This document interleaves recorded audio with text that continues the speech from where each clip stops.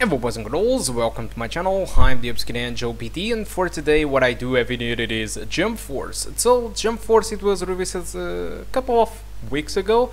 It is developed by the Spikes Sunsoft and it is using Unreal Engine 4. This developer, it is responsible for a ton of Japanese games. They have an insane list of games, so Japanese people probably are very happy with their developments, but I guess this development in particular, not all the people are satisfied. So for the settings, I'm using 720p and I'm walking the frame rate to 30 frames per second, because in this game you either choose 30 or you either choose 60. But if you choose 60, despite the frame rate it is unlocked, what you get if you don't get those 60 frames per second is you get a slow motion game. So you need to lock this game at 30 frames per second.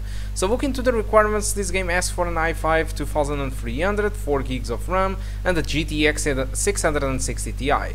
Unfortunately, our 740M, it is much more weaker, but fortunately for us the requirements aren't very accurate. So with 720p low settings, I was able, with of course the 60 frames per second unlocked, I was able to get an average of 39 frames per second and a 1% low of 29.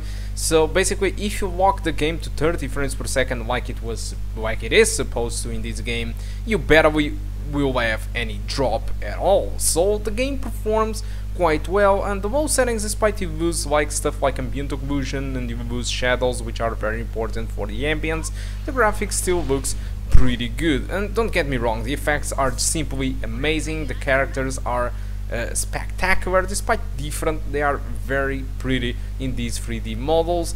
In case you don't know, Jump Force mixes Dragon Ball characters with multiple other Japanese games like One Piece and many others, which many people will be very pleased to see in this game. But unfortunately, it seems that the game, it is nothing that special, because Steam reviewers are giving a 45% of score for this game. So I think that not all the people are very satisfied, which proves that sometimes graphics doesn't mean anything. And despite, like I said, this game looks really good, the effects are amazing, and even the combat looks pretty good on the paper. On the practice, it just doesn't feel that good to fight in this game. And actually, it's not only that, the game costs 60 euros on Steam. It is very expensive, it is a price of a full price game. And well, if you go for Kinguin, you can get the game for around 40 bucks at the time of this video, which is considerably more cheaper than on Steam, but still, in my opinion, well, it is very expensive in my opinion for the game that it is. So investigate a little bit first before buying this game and see if you like it or not, or if it's worth the price. As for the performance, like I said, it's pretty playable at 30 frames per second, low setting, 720p, and still looks pretty good. So good news for us. So guys, that's all. Hope you keep enjoying the rest of the fights and of course the video, and I do hope to see you soon. Goodbye.